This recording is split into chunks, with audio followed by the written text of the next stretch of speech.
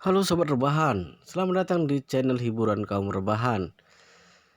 Di video ini, admin akan melanjutkan menceritakan tentang novel yang sangat bagus sekali untuk diikuti yang berjudul The History of Yi Chen. Jadi di part sebelumnya ada yang bernamanya Xiao Yiqian, seorang pengusaha dari kota sebelah itu sedang mengalami ke ketidakfungsian atas kejantanannya dan mendatangi si Tiangki, seorang tabib atau dokter tradisional yang kabarnya bisa menyembuhkan lumpuh total dan lumpuh kecil. Jadi di kesempatan ini di tempat pengobatan si Tiangki, maka dia datang untuk meminta diobati. Kebetulan sekali mereka berdua sudah saling kenal lama dan saling membantu dahulunya. Jadi di sini sang master pengobatan ini akan memberikan pil ajaib yang diberikan oleh Cichen untuk menyembuhkan kelumpuhan dari ketidakfungsian kejantanannya. Tetapi tiba-tiba cucunya itu mendengar itu dan menegur kakeknya, dan mengapa harus diberikan, padahal itu terjadi karena Xiao Yiqian mencari masalah dengan Master Yi. Oke, kita lanjutkan di part ke 57. Baiklah, jangan lupa subscribe dan aktifkan lonceng notifikasinya agar kalian tidak ketinggalan setiap admin upload video terbaru. Oke, mari kita lanjutkan karena ceritanya sangat seru sekali ya. Dia bertanya dengan terkejut, jadi maksudmu yakin mencari masalah dengan Master Yi? Iya. Chen Zhao mengangguk berulang kali lalu berkata, terlebih lagi sepertinya dia sangat kurang ajar kepadanya. Dia berkata kepada istri Master Yi, kalau istri Master Yi bersedia menemaninya tidur, dia akan memberinya uang 10 juta. Detik ini si Tiangki langsung marah besar. Xiao Yakian ini mendapatkan nyali dari mana sehingga dia berani memprovokasi Master Yi seperti itu. Master Yi adalah orang yang sangat berjasa di dalam hidupnya. Kalau dibandingkan dengan Xiao Yakian, dia sama sekali tidak ada apa-apanya. Benar, pada waktu itu ayahmu memang pernah membantuku, tetapi selama bertahun-tahun aku sudah membantu seluruh keluargamu dengan mengobati dan menyelamatkan nyawa mereka. Aku sudah membalas budi kebaikan ayahmu berkali-kali lipat. Sejak lama, hutang budiku sudah lunas. Terlebih lagi ayahmu sudah tiada, jadi aku sama sekali tidak berhutang apa-apa lagi kepadamu.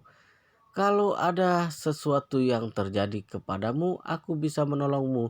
Aku memang berkewajiban untuk menyelamatkanmu. Tetapi kalau kamu memprovokasi Master Yi, maaf-maaf saja, musuh Master Yi adalah musuhku juga. Saat memikirkan hal ini, wajah si Tiangki menjadi suram. Dia berjalan ke arah hadapan Xiao Yiqian. Ketika melihat ekspresi wajahnya yang berubah, Xiao Yiqian menjadi sedikit gelisah. Si Tiangki langsung bertanya kepadanya sebelum dia sempat membuka suara. Dia bertanya dengan nada dingin, aku ingin bertanya kepadamu, apa hari ini kamu mencari masalah dengan seorang yang bernama Yi Chen? Xiao Yakian mengangguk dan berkata, ternyata Paman Si juga mengetahui hal ini. Si pria sampah itu mempermalukan aku di depan umum. Cepat atau lambat, aku pasti akan membunuhnya. Hidupnya tidak akan lama lagi. Paman Si tidak perlu khawatir. Si Tiangki menyeringai menunjuk ke arah luar lalu berteriak, pergi dari sini. Xiao Yakian terkejut lalu bertanya kepadanya dengan bingung, Paman Si, ada apa? Si Tianqi berkata dengan keras, jangan memanggilku paman.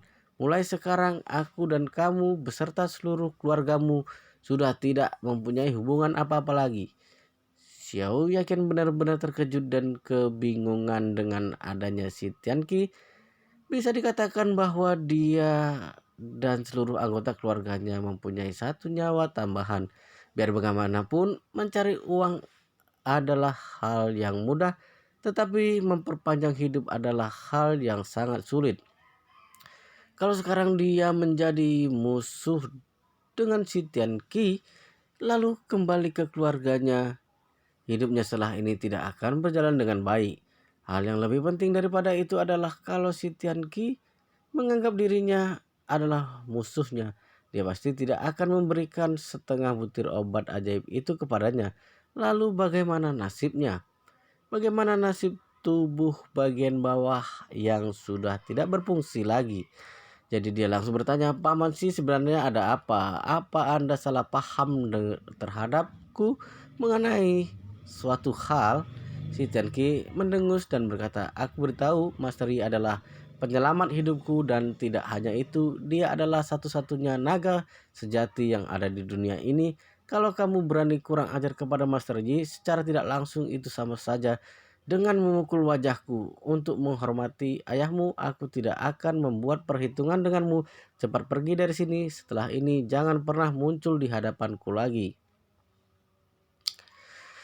Master naga sejati, saya yakin berkata dengan tergesa-gesa, "Paman sih, apa Anda terhasut oleh pria sampah itu?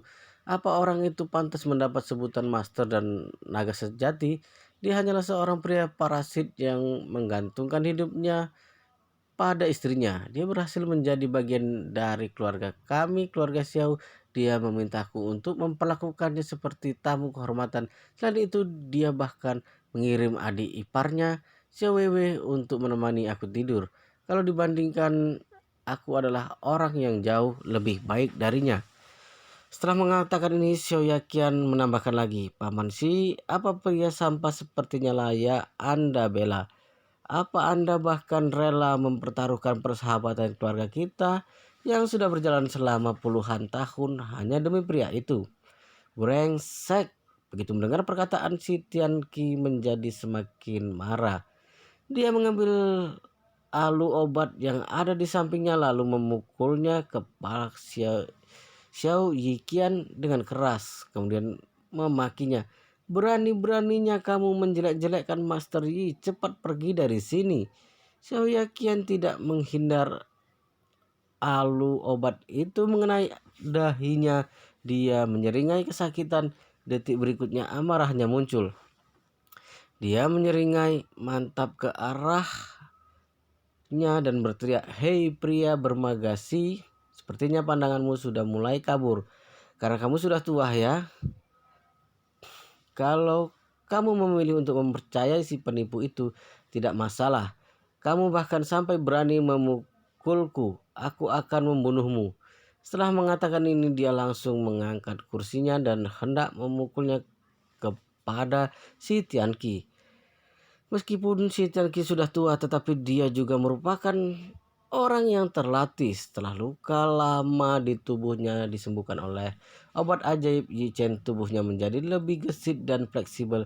Pria parubaya yang gemuk seperti Xiao Yiqian sama sekali tidak bisa menandinginya. Si Tianqi langsung menghindari bangku yang hendak mengenai tubuhnya dengan cekatan. Saat serangannya berhasil dihindari oleh si Tianqi, Xiao Yiqian kembali mengangkat kursi lagi lalu berkata sambil menggetakkan giginya, "Pria bermagasi, kalau kamu masih ingin hidup, cepat berikan setengah butir obat ajaib itu kepadaku. Kalau tidak, aku akan menghabisi nyawamu sekarang juga." "Brengsek, kamu mau memukul kakekku? Aku akan menghabisimu." Chen Xiaojiao sangat marah. Dia menggulung lengan bajunya dan berjalan menghampirinya. Keluarga Xinglin telah mempelajari pengobatan tradisional Tiongkok selama bertahun-tahun secara turun-temurun. Mereka semua menguasai ilmu silat. Keluarga Xi juga demikian. Keluarga Xi tidak hanya mempelajari pengobatan tradisional Tiongkok, mereka juga mempelajari seni bela diri. Bahkan Chen Xianjiao, seorang cucu keluarga Xi yang memiliki marga berbeda juga berlatih seni bela diri. Kemampuan bela dirinya lebih dari cukup untuk melawan Xiao Yiqian. Saat Xiao Yiqian masih belum menyadari apa yang sedang terjadi, Chen Xiaojiao langsung menendang tubuhnya hingga dia terjatuh ke tanah. Segera setelahnya, Chen Xiaojiao menekan tenggorokan pria itu dengan sepatu kain yang dia kenakan, lalu berkata, "Kalau kamu tidak segera pergi dari sini, aku tidak akan segan-segan untuk menghabisimu." Ketika menyadari bahwa dirinya bukan lawan yang sepadan untuk Chen Xiaojiao, Xiao Yiqian langsung berdiri untuk melarikan diri dari pusat pengobatan masyarakat itu. Namun sebelum pergi dia memaki dan mengancam mereka. "Keluarga si kalian lihat saja nanti, aku pasti akan membalas perbuatan kalian." Brengsek, si Tianqi berteriak dengan marah. "Cepat pergi dari sini dan jangan pernah muncul di hadapanku lagi." Xiao Yiqian berjalan keluar dari pusat pengobatan masyarakat tersebut sambil menahan rasa malu. Wajahnya dipenuhi dengan amarah. Saat melihat Xiao Yiqian yang sudah keluar, Xiao Changgan langsung menghampirinya dan bertanya, "Dewan Xiao, bagaimana? Apa dokter sakti si sudah mengobatimu?" Xiao Yiqian mengertakkan giginya dan berkata, "Bajingan tua yang tidak tahu terima kasih ini mengatakan bahwa Yi Chen adalah penyelamat hidupnya. Dia tidak sudi untuk mengobatiku. Dia bahkan berani memukul dan mengusirku." Secanggan tidak menyangka bahwa ternyata si Tianqi juga tersulut oleh si pria sampah Yi Chen itu. Dia tidak bisa menahan diri untuk tidak berkata, "Yi Chen ini benar-benar seorang iblis." Xiao Yiqian berkata dengan marah, "Kita lihat saja nanti. Aku tidak akan tinggal diam. Baik si Tianqi maupun Yi Chen, hidup mereka tidak akan berakhir dengan baik. Aku akan membuat mereka membayar semuanya." Zhou Changgan juga sudah benar-benar muak terhadap Yi Chen, namun selama ini dia tidak pernah mempunyai kesempatan untuk membalasnya. Di samping itu, dia juga tidak mempunyai kemampuan untuk itu. Jadi, amarah dan rasa benci yang selama ini dia pendam langsung muncul ke permukaan. Selain itu, dia juga sangat iri kepada Yi Chen karena Wang Jenggang membelikannya sebuah rumah di Thompson kelas atas. Kalau Xiao Yiqian benar-benar bisa membunuh Yi Chen, maka Xiao Changkun beserta keluarganya akan kehilangan orang yang selama ini mereka andalkan. Dengan begitu dia bisa dengan mudah menindas mereka semua. Kalau hal ini benar-benar terjadi, maka rumah di Thompson kelas atas itu akan menjadi miliknya. Saat memikirkan hal ini, dia berusaha menahan rasa bahagia yang muncul di dalam hatinya, kemudian berkata kepada pria di sebelahnya, "Dewan Xiao, hal yang Anda katakan itu benar. Yi Chen itu adalah orang yang tidak tahu berterima kasih. Dia adalah seekor binatang buas. Selama ini dia sudah menumpang hidup di keluarga Xiao, tetapi dia malah mempermalukan keluarga kami berulang kali, dan sekarang dia bahkan berani menindas Anda. Tindakan yang dia lakukan ini tidak bisa dimaafkan, bahkan kematiannya pun tidak akan cukup untuk menebus semua dosa-dosanya." Xiao Yiqian benar-benar ingin membunuh Yi Chen. Hanya saja dia paham betul dengan istilah seekor naga berkuasa di wilayah kekuasaannya. Dengan kata lain, bahkan seekor naga yang sangat kuat pun tidak akan bisa mengalahkan seekor ular saat ular tersebut berada di wilayah kekuasaannya. Untuk saat ini, dia sama sekali tidak bisa menyentuh Yi Chen. Terlebih lagi, pria ini benar-benar sangat kuat. Sepertinya dia adalah orang yang sangat terlatih. Seperti kata pepatah, tidak ada seorang pun yang bisa melawan seorang gangster yang menguasai ilmu bela diri. Kalau ingin melawannya, dia harus mencari seorang master yang benar-benar ahli. Kalau tidak, perlawanannya tidak akan ada gunanya. Hal terpenting yang harus dia lakukan saat ini adalah mencari cara untuk menyembuhkan penyakitnya. Karena kalau tidak, hidupnya setelah ini akan benar-benar hancur. Saat memikirkan hal ini, Xiao Yiqian menjadi semakin benci si Tianqi. Pria tua ini, padahal dia jelas-jelas mempunyai obat yang bisa menyembuhkannya, yang bisa menyembuhkan penyakitnya, tetapi dia tidak sudi memberikan obat itu kepadanya. Hal yang lebih membuatnya kesal adalah dia berani mengusir dirinya hanya karena Ye Chen si pria sampah itu. Brengsek. Zhou Changgan merasa khawatir kalau seandainya penyakit Xiao Yeqian tidak bisa disembuhkan, maka masa kejayaan putrinya akan berakhir. Kalau begitu, bagaimana kehidupannya bisa mencapai puncak? Saat ini keluarga Xiao hanya menerima investasi Xiao Yeqian sebesar 10 juta yuan. Sebelumnya dia menjanjikan akan menginvestasikan sebesar 80 juta yuan. Masih ada 70 juta yuan yang belum diberikan. Kalau dia tidak bisa menyembuhkan disfungsi ereksinya itu, maka uang 70 juta yuan itu pasti tidak akan diberikan. Saat memikirkan hal ini, dia bahkan menjadi lebih cemas daripada Xiao Yiqian. Dia sangat berharap Xiao Yiqian bisa menyembuhkan penyakitnya itu. Oleh karena itu, saat sedang mengemudikan mobil yang mereka kendarai, dia bertanya kepadanya dengan penuh perhatian, "Dewan Xiao, pria bermargasi ini adalah orang yang benar-benar tidak tahu berterima kasih. Bagaimana kalau aku memerintahkan orang untuk memukulinya lalu merebut obat itu darinya?" Xiao Yiqian melambaikan tangannya. Pria tua itu adalah orang yang sangat hebat. Cucunya juga tidak kalah hebat darinya. Terlebih lagi, pria tua ini telah menangani dan mengobati banyak orang penting. Kalau kita mencari masalah dengannya, hal ini akan menjadi masalah bagi kita nantinya. Si Tianqi adalah seorang ahli pengobatan tradisional Tiongkok di Yanjing dan beberapa kota besar lainnya.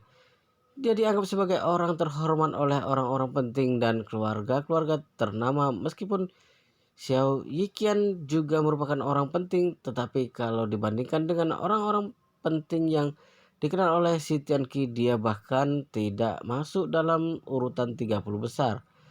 Oleh karena itu, dia tidak berani mencari masalah dengan si Tianqi tanpa mempunyai rencana yang matang. Sedangkan untuk penyakitnya, dia terpaksa harus mencari cara lain. Tetapi saat ini dia tiba-tiba teringat dengan seseorang. Dia berkata kepada Xiao Changgan, "Aku punya teman yang mempunyai pabrik farmasi di Jinling. Perusahaan miliknya termasuk ke dalam perusahaan teratas di negara ini. Besok aku akan mencoba menghubunginya." Canggan menghela napas lega dan berkata, "Wah, bagus sekali. Aku benar-benar khawatir kalau tubuhmu tidak bisa pulih kembali." Xiao Yiqin berkata, "Untuk sekarang kita pergi ke apotek dulu, coba belikan sildenafil." Baiklah, Xiao Changgan langsung memarkirkan mobilnya di pinggir jalan, lalu turun dari mobil dan pergi ke apotek yang ada di pinggir jalan. Dia membeli sekotak sildenafil untuk Xiao Yiqian. Xiao Yiqian berkata dengan tidak sabaran, "Jalankan mobilnya, kita harus segera sampai ke rumah. Aku ingin segera mencoba obat ini. Aku akan meminta Wewe untuk membantuku." Xiao Changgan merasa sedikit canggung. Dia tidak menduga bahwa Xiao Yiqian akan berkata kepadanya secara langsung bahwa dirinya akan meminta putrinya untuk membantunya mencoba obat ini. Namun mengenai hal ini, berhubung mereka sudah pernah melakukannya, jadi dia tidak perlu terlalu memikirkannya. Dia tidak memasukkan hal ini ke dalam hatinya dan hanya fokus mengemudikan mobil tersebut maju ke rumahnya. Pada waktu yang bersamaan di pusat pengobatan masyarakat, si Tianqi masih merasa kesal. Dua orang pasien yang datang untuk berobat kepadanya malam ini adalah orang-orang yang mencari masalah dengan Master Yi. Yang pertama adalah Gao Junwei. Pada waktu itu, saat berada di dalam ruangan rawat, dia mencari masalah dengan Master Yi. Namun pada akhirnya Tuan Hongwu langsung melemparkannya keluar jendela ruang rawat yang terletak di lantai 3. Kakinya langsung patah. Dia tidak menyangka bahwa pria ini masih punya muka untuk datang berobat kepadanya. Sedangkan yang satunya lagi adalah Xiao Yiqian. Pria ini lebih kurang ajar lagi. Dia tidak tahu kalau pria ini mencari masalah dengan Master Yi sebelumnya. Dia hampir saja memberikan obat ajaib itu kepadanya. Kalau dia benar-benar menyembuhkannya, bukankah itu sama saja dengan mengkhianati Master Yi secara diam-diam? Dia seperti membalas kebaikan Master Yi dengan kejahatan. Saat memikirkan hal ini, dia tidak bisa menahan untuk tidak berkata kepada cucunya, "Xiao Jauh, untung saja kamu datang tepat waktu. Kalau seandainya kamu terlambat sedikit saja, kakek pasti sudah memberikan setengah butir obat ajaib itu kepada Xiao Yiqian." Dan Shen Zhao juga masih sedikit terkejut. Dia berkata, "Kakek, dari yang aku dengar alasan mengapa Xiao Yiqian menjadi seperti itu adalah karena perbuatan Master Yi." Ternyata begitu. Si Tianqi tidak bisa menahan diri untuk tidak berseru. Master Yi ini menghancurkan sarafnya tanpa membuatnya merasakan apapun. Ini adalah kemampuan yang sangat luar biasa. Bahkan jika seorang ahli bedah terbaik memotong saraf secara manual pun hasilnya tidak mungkin serapi ini. Chen Jiao berkata, "Pria itu memang pantas mendapatkannya. Siapa suruh mencari masalah dengan Master Yi?" Setelah mengatakan ini, Chen Jiao menambahkan lagi, "Kakek, aku rasa sebaiknya kakek memutuskan hubungan dengan keluarga Xiao saja. Karena kalau tidak, kalau Master Yi mengetahui bahwa keluarga kita berhubungan baik dengan keluarga Xiao, mereka pasti akan salah paham terhadap kakek. Hal ini bisa menjadi masalah." "Baiklah," si Tianqi mengangguk dan berkata, "Kakek akan menghubungi kakak ipar keluarga Xiao dan menjelaskan masalah ini kepadanya." Setelah mengatakan ini, si Tianqi langsung mengeluarkan ponselnya untuk menghubungi ibu Xiao Yiqian, Xiao Bihua. Xiao Bihua tahun ini berusia 83 tahun. Ada pepatah Tiongkok yang berbunyi, "Jika seorang tidak meninggal pada usia 73 tahun, maka dia akan meninggal pada usia 84 tahun. Jadi kalau usianya sudah menginjak 73 atau 84 tahun, tetapi masih belum didatangi oleh malaikat pencabut nyawa, maka dia sendirilah yang akan mendatangi malaikat pencabut nyawa itu." Arti dari pepatah ini adalah lansia mempunyai dua masalah utama, yaitu saat mereka berusia 73 atau 84 tahun, lansia kemungkinan akan jatuh sakit dan meninggal pada usia ini. Mengapa ada pepatah yang berbunyi seperti ini? Ada hubungannya dengan dua orang suci di Tiongkok zaman dahulu. Confucius, guru pertama, hidup sampai usia 73 tahun. Mencius, guru kedua, hidup sampai usia 84 tahun. Sejak zaman dahulu hingga saat ini, masyarakat Tiongkok selalu mengagumi Confucius dan Mencius. Ini alasan mengapa usia 73 tahun dan 84 tahun menjadi masalah utama. Saat Xiao Bihua menghadapi masalah utama yang pertama, yaitu pada usia 73 tahun dia menderita penyakit yang serius. Pada saat itu, si Tianqi bergegas pergi ke Yanjing yang sangat jauh dari tempat Tianqi tinggalnya. Dia membuatkan 9 resep obat untuknya sehingga Xiao Bihua berhasil terhindar dari ajalnya. Xiao Bihua tahu betul bahwa setelah ini dirinya akan menghadapi masalah utama yang kedua. Kali ini usianya sudah semakin tua, mungkin akan lebih beresiko. Jadi dia sangat berharap agar dirinya bisa mengundang si Tianqi sebelum hari ulang tahunnya tiba. Oleh karena itu, begitu menerima panggilan dari si Tianqi, dia langsung berkata dengan ramah, "Tianqi, kebetulan sekali aku juga mau menghubungimu. Bulan depan adalah ulang tahunku yang ke-84 tahun. Apa kamu punya waktu saat itu? Kalau punya, datanglah kemari untuk ikut merayakan ulang tahunku. Bagaimana?" Si Tianqi tahu betul bahwa tahun ini Xiao Bihua akan menghadapi masalah utama yang kedua. Kalau bukan karena masalah yang terjadi hari ini, tanpa perlu diminta pun, dia akan langsung datang ke sana sebelum hari ulang tahunnya. Dia akan melakukan pemeriksaan terhadapnya dan merawatnya agar Xiao Bihua bisa hidup dengan tenang sampai umur 90 tahun. Tapi sekarang berhubung Xiao Yiqian sudah mencari masalah dengan Master Yi, jadi apapun yang terjadi dia tidak akan pergi ke sana. Ditambah lagi dia sudah membayar hutang budinya kepada keluarganya. Mereka selama bertahun-tahun, hutang itu sudah lunas sejak lama. Jadi dia berkata dengan dingin, "Kakak ipar, selama ini aku selalu mengobati dan merawat keluarga Xiao.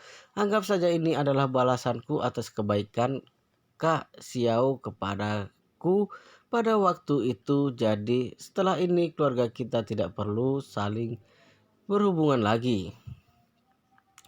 Begitu mendengar perkataannya, Xiao Bihua langsung bertanya kepadanya dengan gelisah, "Tianqi, ada apa denganmu? Keluarga kita sudah berteman selama bertahun-tahun. Mengapa kamu tiba-tiba ingin memutuskan hubungan begitu saja?" Si Tianqi berkata dengan serius, "Kakak ipar, aku sudah membalas kebaikan Kak Xiao kepadaku pada waktu itu selama bertahun-tahun. Aku membantu keluarga kalian dengan ikhlas tanpa meminta imbalan apapun. Anda pasti tahu, aku adalah orang yang tahu terima kasih dan tahu cara membalas kebaikan orang lain. Tentu saja itu adalah hal yang wajar." Xiao Bihua langsung berkata, "Tapi mengapa kamu ingin memutuskan hubungan dengan keluarga Xiao? Apa alasannya? Kalau aku punya masalah kepadamu, katakan saja, aku pasti akan memperbaikinya." Si Tianqi menjawab, "Kakak ipar, masalahnya bukan ada pada Anda, melainkan pada putra Anda, Xiao Yiqian." "Yiqian?" Xiao Bihua berkata dengan terkejut. "Apa yang sudah dia lakukan? Apa dia menyinggungmu? Tapi sekarang ini dia sedang berada di Jinling." "Aku juga berada di Jinling." Si Tianqi berkata dengan serius. "Aku bertemu dengan Xiao Yiqian. Dia bukan menyinggungku, tetapi menyinggung orang yang sudah menyelamatkan hidupku. Orang ini sangat berjasa di hidupku. Oleh karena itu, untuk menunjukkan rasa terima kasihku kepadanya, aku harus memutuskan hubungan dengan keluarga Xiao. Maafkan aku, kakak ipar." Hati Xiao Bihua bergetar. Putranya ternyata pergi ke Jinling hanya untuk mencari masalah dengan si Tianqi. Dasar bajingan, si Tianqi adalah seorang ahli pengobatan tradisional Tiongkok yang sangat terkenal. Banyak sekali orang-orang penting yang berobat kepadanya. Ada sebuah pepatah yang terkenal di kalangan elit di Yanjing. Maaf, batuk. "Malaikat pencabut nyawa akan menjemputmu pada tengah malam. Si Tianqi bisa membuatmu tetap hidup sampai seperlima malam." Maksud dari pepatah ini adalah bahkan meskipun seorang sudah sekarat pun, kalau si Tianqi turun tangan untuk menanganinya, orang itu akan bisa hidup selama beberapa waktu lagi. Ini adalah hal yang sangat berarti bagi para kaum elit. Stanley Ho, raja judi di Macau, selama beberapa tahun terakhir terus menggunakan berbagai metode dan teknologi tinggi demi melanjutkan hidupnya. Jumlah uang yang dia keluarkan tiap tahunnya mencapai ratusan juta, tapi apalah arti uang ratusan juta itu baginya? Tidak ada hal yang lebih berharga daripada hidupnya. Kalau hidupnya tiba-tiba berakhir begitu saja, apa yang akan terjadi dengan kekayaan bernilai miliaran yang dia miliki? Apa dia akan memasukkan ke dalam peti matinya dan membakarnya bersama dengan jasadnya? Oleh karena itu, orang-orang penting di luar sana serempak menjilat si Tianqi. Tidak ada satu orang pun dari orang-orang penting di Yinjiang yang tidak iri kepada keluarga Xiao. Alasannya adalah karena keluarga mereka berhubungan baik dengan si Tianqi. Walaupun mereka bersedia memberikan kekayaan yang mereka miliki sekalipun, hal itu tetap tidak akan membuat si Tianqi mau mengobati mereka lebih dari sekali, karena keluarga Xiao berhubungan baik dengan si Tianqi. Hampir setiap tahun si Tianqi selalu mendatangi keluarga Xiao untuk melakukan pemeriksaan kepada setiap anggota keluarga Xiao secara menyeluruh. Hal ini membuat banyak orang iri setengah mati kepada mereka. Suami Xiao Bihua sekaligus ayah Xiao Yiqian menderita kanker selama belasan tahun. Kalau bukan karena si Tianqi yang melakukan segala cara untuk menyelamatkan hidupnya, mana mungkin dia masih bisa bertahan hidup sampai tahun lalu. Pria tua itu meninggal pada usia 86 tahun. Kesehatannya dan umurnya yang cukup panjang membuat banyak orang iri padanya. Xiao Bihua bahkan berharap agar dirinya bisa terus mengandalkan si Tianqi sampai dirinya berusia 90 tahun lebih atau bahkan 100 tahun lebih. Tanpa diduga ternyata si Tianqi memutuskan hubungannya dengan keluarga Xiao secara tiba-tiba tepat pada saat ini. Hal ini membuatnya sangat khawatir. Jadi dia memohon kepadanya, Tianqi, kamu sudah mengenal Yi Qian selama bertahun-tahun. Biar bagaimanapun dia adalah juniormu. Kalau dia berbuat salah kepadamu, tolong maafkan dia. Setelah ini aku akan menghubunginya, aku akan memarahinya dan menyuruhnya untuk segera meminta maaf kepadamu. Si Tianqi berkata dengan dingin, kakak ipar tidak perlu melakukan itu. Kalau dia berbuat salah kepadaku, aku pasti akan memaafkannya. Tapi dia berbuat salah kepada orang yang sudah menyelamatkan hidupku. Jadi Anda tidak perlu mengatakan apa-apa lagi soal ini. Aku tidak akan berubah pikiran. Aku doakan semoga Anda panjang umur dan sehat selalu. Selamat tinggal. Setelah mengatakan ini, si Tianqi langsung menutup panggilan telepon tersebut lalu mematikan ponselnya. Setelah itu dia berkata kepada Chen Xiaozhou, tutup pintunya, kita kembali ke hotel. Di sisi lain, Xiao Yiqian yang sedang duduk di dalam mobil Xiao Changgan sedang dalam perjalanan kembali ke kediaman keluarga Xiao. Setibanya di rumah, dia langsung menuangkan segelas air di meja ruang tamu, lalu mengeluarkan obat sildenafil yang tadi dibeli oleh Xiao Changgan. Setelah membaca petunjuk yang terdapat pada kemasan obat tersebut, dia berkata, aku hanya perlu meminum 1 butir tiap kali minum. Saat melihat Xiao Yiqian mengeluarkan obat tersebut secara terang-terangan, Nyonya Besar Xiao menjadi sedikit malu. Istri Xiao Changgan yang berdiri di sebelahnya bahkan terlalu malu untuk melihatnya.